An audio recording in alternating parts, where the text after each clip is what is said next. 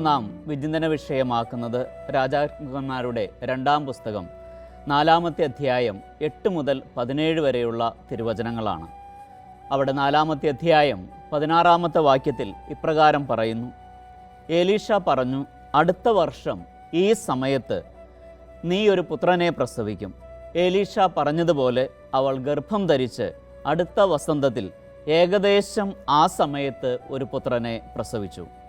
ഇന്ന് ഇവിടെ ഇങ്ങനെ ഷാലോം ടെലിവിഷന് മുമ്പിലിരുന്ന് ഈ തിരുവചനം കേൾക്കുമ്പോൾ എന്താണ് എൻ്റെ മനസ്സിലൂടെ കടന്നു പോകുന്നത്? അടുത്ത വർഷം പൂർത്തിയാകേണ്ട ഏത് പദ്ധതിയാണ് എൻ്റെ മനസ്സിൽ ഉള്ളത്? എന്താണ് കർത്താവിനോട് പറയാനുള്ളത്, ചോദിക്കാനുള്ളത്? എൻ്റെ മനസ്സിലൂടെ കടന്നു പോകുന്ന ആലോചനകൾ എന്തൊക്കെയാണ്? എൻ്റെ സ്വപ്നങ്ങൾ എന്തൊക്കെയാണ്? എൻ്റെ ആഗ്രഹങ്ങൾ എന്തൊക്കെയാണ്? അടുത്ത വർഷം നിറവേറണമെന്ന് ഞാൻ ആഗ്രഹിക്കുന്ന പദ്ധതികൾ എന്തൊക്കെയാണ്? അതോ ഒരു വർഷം കൂടി നൽകിയ ദൈവത്തിന് നന്ദി പറയുകയാണോ? ഒരു വർഷം കൂടി ജീവിക്കണമേ എന്ന് പ്രാർത്ഥിക്കുകയാണോ? ഒരു ആയുസ് കൂടി ജീവിതത്തിൽ ലഭിക്കണമേ എന്ന യാചനയാണോ ഈ സമയം കർത്താവിൻ്റെ മുമ്പിൽ ഇരിക്കുമ്പോൾ എൻ്റെ മനസ്സിലൂടെ കടന്നു പോകുന്നത്?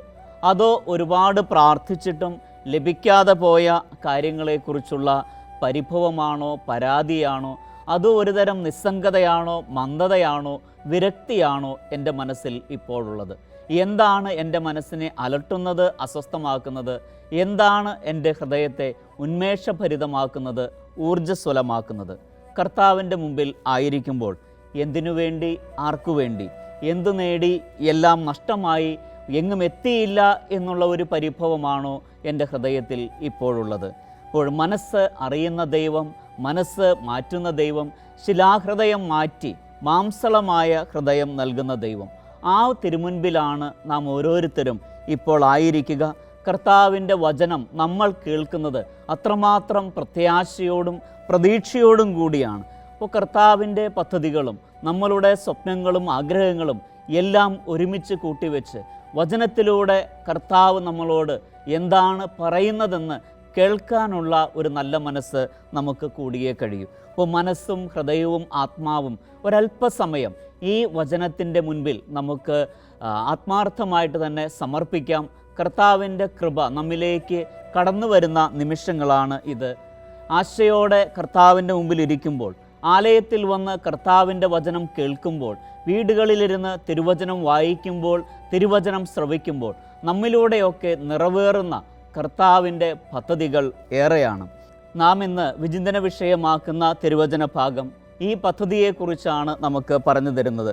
ഇപ്പോൾ രാജാക്കന്മാരുടെ പുസ്തകത്തിൽ ഈ സംഭവം വിവരിക്കുമ്പോൾ അവിടെ കടന്നു വരുന്ന ഒരു കഥാപുരുഷനുണ്ട്. അദ്ദേഹത്തെ വിശുദ്ധ ഗ്രന്ഥം വിശേഷിപ്പിക്കുന്നത് ദൈവപുരുഷനായ എലീഷ എന്നാണ്. വിശുദ്ധ ഗ്രന്ഥത്തിൽ വളരെ കുറച്ച് പേർക്ക് മാത്രമാണ് അത്തരം ഒരു ബഹുമതി നൽകപ്പെട്ടിട്ടുള്ളത്. ദൈവപുരുഷനായ എലീഷ ഇസ്രായേൽ ജനതയുടെ ചരിത്രത്തിൽ സമയബന്ധിതമായി നിരവധി കാര്യങ്ങൾ നിർവഹിച്ച ദൈവപുരുഷനാണ് എലീഷ. ഒരിക്കൽ അറിയാതെ വിഷം കലർത്തിയ ഭക്ഷണം വിളമ്പുന്നു.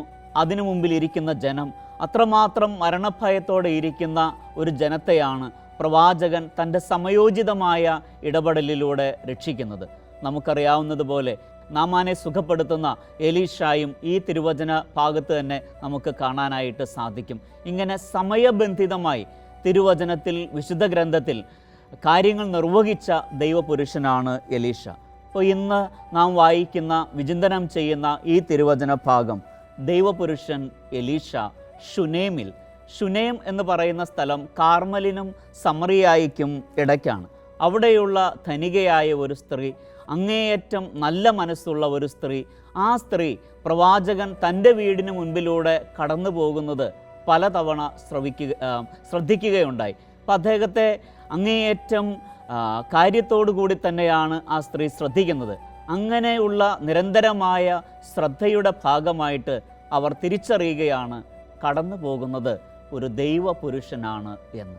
ഒരുക്കമുള്ള ഒരു മനസ്സ്, ഒരുക്കമുള്ള ഒരു ഹൃദയം, കടന്നു പോകുന്നവരെ തിരിച്ചറിയാനുള്ള നല്ല മനസ്സ്, അത് ഈ സ്ത്രീക്ക് സ്വന്തമായിരുന്നു എന്നുള്ളതാണ്. അപ്പോൾ ഈ സ്ത്രീയുടെ ജീവിതത്തിലൂടെയാണ് നമ്മളൊന്ന് യാത്ര ചെയ്യുന്നത്. തൻ്റെ വീടിന് മുമ്പിലൂടെ കടന്നു പോകുന്ന പ്രവാചകൻ്റെ മനസ്സ് ഈ സഹോദരി വായിച്ചറിയുകയാണ്. എല്ലാ ദിവസവും അല്ലെങ്കിൽ മിക്കപ്പോഴും കടന്നു പോകുന്ന പ്രവാചകൻ ചിലപ്പോഴൊക്കെ ക്ഷീണിതനായി കടന്നു പോകുന്നു. വിശ്രമിക്കാൻ ഒരിടം അദ്ദേഹത്തിന് ആവശ്യമാണ്. കൂടെ അദ്ദേഹത്തിൻ്റെ സഹചരനായ ഗഹസിയുമുണ്ട്. എല്ലാം കൂടി കൂട്ടിവെച്ച് വായിക്കുമ്പോൾ ഈ ദൈവപുരുഷന് തൻ്റെ സഹായം ആവശ്യമുണ്ട് എന്ന ആ സ്ത്രീ മനസ്സിലാക്കുകയാണ്. അങ്ങനെ മനസ്സിലാക്കിയതുകൊണ്ട് തൻ്റെ വീട്ടിലെ ഒരു മുറിയും അതിനുള്ള സൗകര്യവും ഈ സ്ത്രീ ഈ ദൈവപുരുഷന് വേണ്ടി മാറ്റിവെക്കുകയാണ്. തൻ്റെ ഭർത്താവിൻ്റെ സമ്മതത്തോടു കൂടി തന്നെ അവർ ഇക്കാര്യം പ്രവാചകനെ, ദൈവപുരുഷനെ അറിയിക്കുകയാണ് ചെയ്യുന്നത്. എപ്പോൾ വേണമെങ്കിലും വരാം, ഈ വീട്ടിലേക്ക് കടന്നു വരാം, ഇവിടെ വിശ്രമിക്കാം, എല്ലാം ഒരുക്കി വെച്ച് വിളിക്കുകയാണ് ഈ സ്ത്രീ. അപ്പോൾ എന്തുമാത്രം നല്ല മനസ്സാണ് ഈ സഹോദരിക്കുള്ളത് എന്ന് നമുക്ക് കാണാൻ സാധിക്കും. ഇന്ന് തിരുവചനം കേൾക്കുമ്പോൾ ദൈവം എന്നിൽ നിന്ന് ആവശ്യപ്പെടുന്ന ഏറ്റവും വലിയ കാര്യവും നല്ല കാര്യവും ഒരുങ്ങിയിരിക്കുക, ഒരുക്കമുള്ള മനസ്സുണ്ടായിരിക്കുക. അത് നല്ല മനസ്സിൻ്റെ ഏറ്റവും മഹത്തായ ഒരു പ്രകടനമാണ്. കർത്താവിൻ്റെ ഇടപെടലുകൾക്കായി ജീവിതത്തിൽ കാത്തിരിക്കുക, ഒരുങ്ങിയിരിക്കുക. എന്താണ് ഈ ജീവിതത്തിൽ കാണാൻ ഞാൻ ആഗ്രഹിക്കുന്നത്? ഏത് സ്വപ്നമാണ് നടക്കാൻ ആഗ്രഹിക്കുന്നത്? ഏത് പ്രാർത്ഥനയാണ് എൻ്റെ ഹൃദയത്തിലൂടെ ഇപ്പോൾ കടന്നു പോകേണ്ടത്? ഏതാവശ്യമാണ് ദൈവം നിറവേറ്റി തരണമെന്ന് ഞാൻ ആഗ്രഹിക്കുന്നത്? ഏത് സ്വപ്നമാണ് എൻ്റെ ജീവിതത്തിൽ സാക്ഷാത്കരിക്കപ്പെടേണ്ടത്? ദൈവിക സ്വരത്തിനായിട്ട് കാതോർക്കുക, ദൈവിക ഇടപെടലുകൾക്കായി ഒരുങ്ങിയിരിക്കുക. ശൂനേംകാരി ഈ പരോപകാരം ചെയ്യുന്നത് എന്തെങ്കിലും പ്രത്യുപകാരം പ്രതീക്ഷിച്ചുകൊണ്ടല്ല, അങ്ങേയറ്റം നിസ്വാർത്ഥമായി, അങ്ങേയറ്റം സ്നേഹത്തോടെ പ്രവാചകനെ എപ്പോൾ വേണമെങ്കിൽ കടന്നു വരാനുള്ള സാഹചര്യം ഒരുക്കി വെച്ചാണ് അവർ വിളിക്കുക. അത്രമാത്രം തുറന്ന ഹൃദയവും മനസ്സും ആത്മാവും ഈ സ്ത്രീക്ക് സ്വന്തമായിട്ടുണ്ടായിരുന്നു എന്നുള്ളതാണ് വാസ്തവം. ഇപ്പോൾ തിരിച്ചറിവിൻ്റെ വെളിച്ചം, വിവേകത്തിൻ്റെ വെളിച്ചം ഈ സ്ത്രീയിൽ സമൃദ്ധമായി ഉണ്ടായിരുന്നുവെന്ന് നമുക്ക് പറയാൻ സാധിക്കും. അപ്പോൾ ഇന്ന് തിരുവചനം കേട്ടുകൊണ്ടിരിക്കുമ്പോൾ ഈ സ്ത്രീ നമുക്ക് തരുന്ന ഒരു സന്ദേശം ഇതാണ്: കടന്നു വരുന്നവരെയും കടന്നു പോകുന്നവരെയും തിരിച്ചറിയുക. അത് ദൈവം നൽകുന്ന വലിയ കൃപയാണ്. അപ്പോൾ നമ്മുടെ ജീവിതത്തിലേക്ക് കടന്നു വരുന്നവരെയും ഈ ജീവിതത്തിലൂടെ കടന്നു പോകുന്നവരെയും തിരിച്ചറിയാൻ നമുക്ക് സാധിക്കുന്നുണ്ടോ? മത്തായിയുടെ സുവിശേഷം 9-ാമത്തെ അധ്യായം 41-ാമത്തെ തിരുവചനം: സത്യമായി ഞാൻ നിങ്ങളോട് പറയുന്നു, നിങ്ങൾ ക്രിസ്തുവിനുള്ളവരാകയാൽ അവൻ്റെ നാമത്തിൽ ആരെങ്കിലും നിങ്ങൾക്ക് ഒരു പാത്രം വെള്ളം കുടിക്കാൻ തന്നാൽ അവന് പ്രതിഫലം ലഭിക്കാതിരിക്കുകയില്ല. ഓരോ സൽകൃത്യം ചെയ്യുമ്പോഴും നമ്മുടെ മനസ്സിൽ സൂക്ഷിക്കേണ്ട തിരുവചനവും ഇതുതന്നെയാണ്. പ്രതിഫലം നൽകുന്നത് കർത്താവാണ്. നിസ്വാർത്ഥമായ ശുശ്രൂഷ ചെയ്യുക എന്നുള്ളതാണ് നമ്മുടെ ഓരോരുത്തരുടെയും ദൗത്യം. വേദനകളെല്ലാം ഒതുക്കി കഴിയുന്ന ഒരു സ്ത്രീയാണ് ഈ ശൂനേംകാരി. ഓരോ സൽകൃത്യം ചെയ്യുമ്പോഴും ഈ വിധത്തിൽ പ്രവാചകനെ സ്വീകരിക്കുമ്പോഴും ഒരിക്കൽ പോലും തൻ്റെ ജീവിതത്തിലെ ദുഃഖം ഈ സ്ത്രീ പങ്കുവയ്ക്കുന്നില്ല. അതൊരു സ്വകാര്യ ദുഃഖമായി, ഒരു സ്വകാര്യ വേദനയായി ഈ സ്ത്രീ സൂക്ഷിക്കുകയാണ് ചെയ്യുന്നത്. ഒരിക്കൽ പോലും അതിൻ്റെ പേരിൽ ഭർത്താവിനോട് പരിഭവം, ദൈവത്തോട് പരിഭവം, മറ്റുള്ളവരോട് ദേഷ്യം, അരിശം അങ്ങനെയൊന്നും ഈ സ്ത്രീ പുറത്ത് പ്രകടിപ്പിക്കുന്നേ ഇല്ല എന്നുള്ളതാണ് നമ്മളെ അതിശയിപ്പിക്കുന്ന കാര്യം. ജോബിൻ്റെ പുസ്തകം 2-ാമത്തെ അധ്യായം 8-ാമത്തെ തിരുവചനം: ജോബ് ചാരത്തിലിരുന്ന് ഓട്ട് കഷ്ണം കൊണ്ട് ശരീരം ചുരണ്ടിക്കൊണ്ടിരുന്നു. അപ്പോൾ അവൻ്റെ ഭാര്യ പറഞ്ഞു, ഇനിയും താങ്കൾ ദൈവഭക്തിയിൽ ഉറച്ചു നിൽക്കുന്നു, ദൈവത്തെ ശപിച്ചിട്ട് മരിക്കുക. ജീവിതത്തിൽ അനർത്ഥങ്ങളുണ്ടായപ്പോൾ ദൈവത്തെ ശപിച്ചിട്ട് മരിക്കാൻ പറയുന്ന ജോബിൻ്റെ ഭാര്യയും ഒരു കുഞ്ഞിനു വേണ്ടി അങ്ങേയറ്റം പ്രാർത്ഥിച്ചൊരുങ്ങിയിരുന്ന് ആ പ്രതീക്ഷ പോലും മാറ്റിവെച്ച് ദൈവപുരുഷനെ ശുശ്രൂഷിക്കുന്ന ശൂനേംകാരി സ്ത്രീയും നമ്മളെ അതിശയിപ്പിക്കുകയാണ്. രണ്ട് വ്യത്യസ്തമായ ഭാവങ്ങളാണ് നമുക്കിവിടെ കാണാൻ സാധിക്കുക. ശൂനേംകാരി എന്നെയും നിങ്ങളെയും വിസ്മയിപ്പിക്കുന്നത് ഈയൊരു മനോഭാവത്തിലൂടെയാണ്. അവർ സ്വീകരിച്ച സമീപന രീതിയിലൂടെയാണ്. അനർത്ഥങ്ങൾക്കിടയിലും തികഞ്ഞ ശാന്തതയും സൗമ്യതയും ഈ സ്ത്രീ കാത്തു സൂക്ഷിക്കുകയാണ് ചെയ്യുന്നത്. ഈ സമീപന രീതിയും സൽക്കാരവും കണ്ടിട്ടാണ് പ്രവാചകൻ പറയുന്നത്, ദൈവപുരുഷൻ പറയുന്നത്, അടുത്ത വർഷം ഈ സമയത്ത് നീ ഒരു പുത്രനെ പ്രസവിക്കും എന്ന്. ശൂനേംകാരിയുടെ മറുപടി ഇപ്രകാരമാണ്: ഇല്ല ദൈവപുരുഷ, ഈ ദാസിയോട് വ്യാജം പറയരുതേ എന്നാണ്. ഒരിക്കൽ പോലും അങ്ങനെ ഒരു ആഗ്രഹം ആ സ്ത്രീ പ്രകടിപ്പിക്കുന്നില്ല, അതിനുവേണ്ടി ആഗ്രഹിക്കുന്നില്ല, പ്രാർത്ഥിക്കുന്നുമില്ല. അപ്പം അങ്ങനെ ഇരിക്കുന്ന ഒരു സാഹചര്യത്തിലാണ് ആ സ്ത്രീക്ക് ഇപ്രകാരം ഒരു വാഗ്ദാനം ദൈവപുരുഷൻ നൽകുന്നത്. പിന്നീട് അവർക്ക് എലീഷ പറഞ്ഞ സമയത്ത് തന്നെ മകൻ ജനിക്കുന്നു. വൈകാതെ ആ മകൻ മരണമടയുകയാണ്. ആ സ്ത്രീയുടെ ചങ്ക് പറഞ്ഞു പോയ ഒരു നിമിഷമാണത്. അബ്രാഹത്തിനുണ്ടായ ഏകദേശം അതേ അനുഭവമാണ് ഈ സ്ത്രീക്കും ഉണ്ടാകുന്നത്. ചോദിക്കാത്ത സമയത്ത് ഒരു മകനെ കൊടുക്കുന്നു, പ്രതീക്ഷിക്കാത്ത സമയത്ത് മകൻ മരിക്കുകയും ചെയ്യുന്നു. ആവശ്യപ്പെടാതെ ലഭിക്കുന്ന ഒരു അനുഗ്രഹം അപ്രതീക്ഷിതമായ സമയത്ത് തിരികെ എടുക്കുന്ന ദൈവം വീണ്ടും ശൂനേംകാരി നമ്മളെ അതിശയിപ്പിക്കുകയാണ്. 2 രാജാക്കന്മാർ 4:30. കർത്താവിനെയും അങ്ങയെയും സാക്ഷിയാക്കി ഞാൻ പറയുന്നു, ഞാൻ അങ്ങയെ വിട്ടുപോവുകയില്ല. കരൾ നൊന്ത് കരയുന്നവളുടെ കണ്ണുനീരിന് മറുപടിയായി ദൈവപുരുഷൻ മകനെ ജീവനോടെ തിരിച്ചു നൽകുകയാണ് ചെയ്യുന്നത്. അപ്പോൾ അടുത്ത വർഷം ഈ സമയത്ത് നീയൊരു പുത്രനെ പ്രസവിക്കും. ആ തിരുവചനം നിറവേറുന്നു. അതിലൂടെ ആ സ്ത്രീ കടന്നു പോകുന്നു. ജീവിതത്തിൽ ആകെ മാറ്റങ്ങൾ സംഭവിക്കുന്നത് നമുക്ക് കാണാൻ സാധിക്കും. അപ്പോൾ എന്താണ് അടുത്ത വർഷം ഈ സമയത്ത് എന്ന് തിരുവചനം പറയുമ്പോൾ നമ്മൾ അർത്ഥമാക്കേണ്ടത്? ദൈവത്തെ വിശ്വസിക്കാനും ആശ്രയിക്കാനും നാം ശീലിക്കുന്ന ഒരു സമയമാണ് ദൈവത്തിൻ്റെ സമയം എന്ന് പറയുന്നത്, ദൈവത്തിൻ്റെ കാലാവധി എന്ന് പറയുന്നത്. തിരുവചനത്തിൽ ഇത്തരം പ്രയോഗങ്ങൾ നമുക്ക് നിരവധിയായിട്ട് കാണാൻ സാധിക്കും. തക്ക സമയത്ത്, യഥാസമയത്ത്, സ്വീകാര്യമായ സമയത്ത്, ഇങ്ങനെയുള്ള പ്രയോഗങ്ങൾ സൂചിപ്പിക്കുന്നത് ഈ ഒരു അർത്ഥത്തിലേക്കാണ്. ദൈവത്തെ വിശ്വസിക്കാനും ആശ്രയിക്കാനും നാം പരിശീലിക്കുന്ന സമയമാണ് ദൈവത്തിൻ്റെ കാലാവധി. ഹെബ്രായർക്ക് ലേഖനം 1:1 നമ്മൾ വായിക്കുന്നുണ്ട്, പൂർവ്വകാലങ്ങളിൽ പ്രവാചകന്മാർ വഴി വിവിധ ഘട്ടങ്ങളിലും വിവിധ രീതികളിലും ദൈവം നമ്മുടെ പിതാക്കന്മാരോട് സംസാരിച്ചിട്ടുണ്ട്. എന്നാൽ ഈ അവസാന നാളുകളിൽ തൻ്റെ പുത്രൻ വഴി അവിടുന്ന് നമ്മോട് സംസാരിച്ചിരിക്കുന്നു എന്ന്. ഈ അവസാന നാളുകളിൽ വീണ്ടും ഗലാത്യക്കാർക്കെഴുതിയ ലേഖനം 4:4, എന്നാൽ കാലസമ്പൂർണത വന്നപ്പോൾ ദൈവം തൻ്റെ പുത്രനെ അയച്ചു. അപ്പോൾ ഈ കാലാവധിയാണ് സമയം എന്ന് പറയുന്നത്.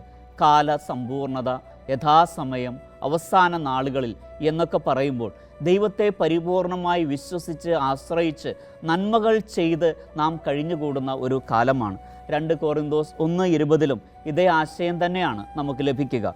ദൈവത്തിൻ്റെ സകല വാഗ്ദാനങ്ങളും ക്രിസ്തുവിൽ അതെ എന്ന് തന്നെ. അതുകൊണ്ട് തന്നെയാണ് ദൈവമഹത്വത്തിന് അവൻ വഴി നമ്മൾ ആമേൻ പറയുന്നത്. അതെ അല്ലെങ്കിൽ ആമേൻ, അതാണ് ദൈവത്തിൻ്റെ വാഗ്ദാനങ്ങൾക്കെല്ലാം നമുക്ക് ലഭിക്കുന്ന മറുപടി. ശൂനേംകാരി പറഞ്ഞു തരുന്ന വലിയ സത്യവും ഇത് തന്നെയാണ്. ദൈവിക സ്പന്ദനങ്ങളെ തിരിച്ചറിയുക. അടുത്ത വർഷം ഈ സമയത്ത് നിറവേറേണ്ട പദ്ധതി എന്താണെന്ന് ദൈവത്തിൽ നിന്ന് മനസ്സിലാക്കുക. നമ്മുടെ പദ്ധതികൾ ദൈവത്തോട് പങ്കുവയ്ക്കുക. ഈ ജീവിതയാത്രയിൽ എത്രയോ തവണ അവിടുന്ന് നമ്മളെ തേടി വന്നിരിക്കുന്നു, നമ്മളെ കടന്നു പോയിരിക്കുന്നു, നമ്മളുടെ അടുത്തേക്ക് അവിടുന്ന് വന്നിരിക്കുന്നു. ഓരോ നിമിഷവും ദൈവം നമുക്ക് സമീപസ്ഥനാണ്. അത്രയും സമീപസ്ഥനായ ദൈവത്തെ, നമ്മളെ കടന്നു പോകുന്ന ദൈവത്തെ, നമ്മളിലേക്ക് കടന്നു വരുന്ന ദൈവത്തെ തിരിച്ചറിയാൻ കഴിയുക എന്നുള്ളതാണ് ഏറ്റവും വലിയ കാര്യം. സ്നേഹപൂർവ്വം സ്വാഗതം ചെയ്യുമ്പോൾ അവിടുന്ന് നമ്മിൽ അനുഗ്രഹമായി മാറുകയാണ്, കൃപയായി പെയ്യുകയാണ്, വരമാരിയായി കടന്നു വരികയാണ് ചെയ്യുന്നത്. നമ്മുടെ ഭവനങ്ങളിലിരുന്ന് വചനം ശ്രവിക്കുന്ന ഈ സമയം കർത്താവിനെ ഹൃദയത്തിലേക്കും മനസ്സിലേക്കും ആത്മാവിലേക്കും ക്ഷണിക്കുമ്പോൾ അടുത്ത വർഷം ഈ സമയത്ത് നിറവേറേണ്ട പദ്ധതിയുടെ ആദ്യ ഭാഗം പൂർത്തിയാവുകയാണ്. ഉൽപ്പത്തിയുടെ പുസ്തകം 18:14 അബ്രാഹത്തിനുണ്ടാകുന്ന അനുഭവം ഇത് തന്നെയാണ്. അദ്ദേഹം വിരുന്നൊരുക്കി സ്വീകരിക്കുന്നു. മാമ്രയുടെ സ്ഥലത്ത് ഓക്കുമരത്തിന് സമീപം 3 പേരെ അവർ വാഗ്ദാനം ചെയ്യുകയാണ് സാറായിക്ക് ഒരു മകനെ. സാറ ചിരിച്ചെങ്കിലും അവർ പറയുന്ന സമയത്ത് തന്നെ അബ്രാഹത്തിന് ഒരു മകൻ ജനിക്കുകയാണ്. ദൈവപുരുഷൻ സ്ത്രീയോട്, ശൂനേംകാരി സ്ത്രീയോട് പറയുന്നതും ഇത് തന്നെയാണ്, അടുത്ത വർഷം എന്നുള്ളതാണ്. എന്നാൽ പുതിയ നിയമത്തിലേക്ക് വരുമ്പോൾ ഇതിനൊരല്പം വ്യത്യാസം നമുക്ക് കാണാൻ സാധിക്കും. സക്കേവൂസിനോട് ഈശോ പറയുന്നത് ഇന്ന് ഈ ഭവനത്തിന് രക്ഷ കൈവന്നിരിക്കുന്നു എന്നാണ്. കുരിശിൽ കിടക്കുന്ന നല്ല കള്ളനോട് അവിടുന്ന് പറയുന്നത് ഇന്ന് നീ എന്നോടുകൂടി പർദീസായിലായിരിക്കും എന്നാണ്. അതുപോലെ തന്നെ പൗലോസ് അപ്പോസ്തലൻ നമ്മളോട് പറയുന്നത് ഇതാണ് സ്വീകാര്യമായ സമയം, ഇതാണ് രക്ഷയുടെ ദിവസം എന്നാണ്. അപ്പോൾ അടുത്ത വർഷം എന്നുള്ളതും അടുത്ത വസന്തം എന്നുള്ളതും ഇന്ന് എന്നുള്ളതും മാറിക്കഴിഞ്ഞിട്ട് പറയുകയാണ് ഇപ്പോൾ എന്ന്. റോമാക്കാർക്ക് ലേഖനം 8-ാമത്തെ അധ്യായം 1-ാമത്തെ തിരുവചനം ഇപ്രകാരമാണ് പറയുക: ഇപ്പോൾ യേശുക്രിസ്തുവിനോട് ഐക്യപ്പെട്ടിരിക്കുന്നവർക്ക് ശിക്ഷാവിധിയില്ല എന്ന്. അങ്ങനെയെങ്കിൽ നിറവേറുന്ന പദ്ധതികൾ എന്തൊക്കെയാണ്? നിറവേറേണ്ട പദ്ധതികൾ എന്തൊക്കെയാണ്? യഥാകാലം നിറവേറേണ്ട നിരവധി പദ്ധതികൾ നമ്മൾ ഓരോരുത്തരെക്കുറിച്ചും ദൈവത്തിനുണ്ട് എന്നുള്ളതാണ്. ഇപ്പോൾ എനിക്ക് നിങ്ങളെക്കുറിച്ചൊരു പദ്ധതിയുണ്ട്, അത് ക്ഷേമത്തിനുള്ളതാണ്. ആ ക്ഷേമത്തിൻ്റെ പദ്ധതി തിരിച്ചറിയുക എന്നുള്ളതാണ്. അതിന് ശൂനേംകാരിയുടെ ജീവിതം നമുക്ക് മാതൃകയാണ്. ഒരുങ്ങിയിരിക്കുക, ഒരുക്കമുള്ള മനസ്സുണ്ടായിരിക്കുക, കടന്നു വരുന്നവരെ തിരിച്ചറിയുക, കടന്നു പോകുന്നവരെ തിരിച്ചറിയുക. ഈ സ്ത്രീക്ക് സാധിച്ച ഏറ്റവും വലിയ കാര്യം തൻ്റെ ആന്തരിക നേത്രങ്ങൾ തുറന്ന് കടന്നു പോകുന്നത് ദൈവപുരുഷനാണ് എന്ന് തിരിച്ചറിയാൻ കഴിഞ്ഞു എന്നുള്ളതാണ്. ഇപ്പോൾ തിരുവചനം കേട്ടുകൊണ്ടിരിക്കുന്ന ഈ സമയം കടന്നു വരുന്നത് ആരാണ്? നമ്മുടെ മനസ്സിലേക്ക്, ഹൃദയത്തിലേക്ക്, ആത്മാവിലേക്ക് നിറവേറണം എന്ന് മനസ്സ് പറയുന്ന പദ്ധതികൾ ഏതാണ്? സ്വപ്നങ്ങൾ ഏതാണ്? ആലോചനകൾ എന്തൊക്കെയാണ്? കടന്നു വരുന്നവരെ തിരിച്ചറിയാൻ നമുക്ക് സാധിക്കട്ടെ. അവരെ സ്നേഹപൂർവ്വം സ്വീകരിക്കാൻ നമുക്ക് സാധിക്കട്ടെ. കടന്നു വരുന്ന ദൈവപുരുഷനെ അങ്ങേയറ്റം സ്നേഹത്തോടെ സ്വീകരിക്കുമ്പോൾ ദൈവത്തിൻ്റെ കൃപ, ദൈവത്തിൻ്റെ അനുഗ്രഹം നമ്മിലേക്ക് സമൃദ്ധമായി ഒഴുകുകയാണ്. ദൈവം അനുഗ്രഹിച്ച കുടുംബമായി നമ്മുടെ കുടുംബങ്ങളും മാറുകയാണ്.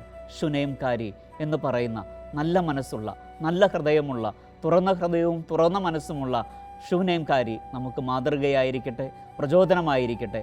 കടന്നു വരുന്നവരെ തിരിച്ചറിയാൻ, കടന്നു പോകുന്നവരെ തിരിച്ചറിയാൻ, സ്നേഹപൂർവ്വം സ്വാഗതം ചെയ്യേണ്ടവരെ തുറന്ന ഹൃദയത്തോടും തുറന്ന മനസ്സോടും കൂടെ സ്വാഗതം ചെയ്യാൻ നമുക്ക് സാധിക്കട്ടെ. കൃപയ്ക്കായി പ്രാർത്ഥിക്കാം. ദൈവം നമ്മളെ അനുഗ്രഹിക്കട്ടെ.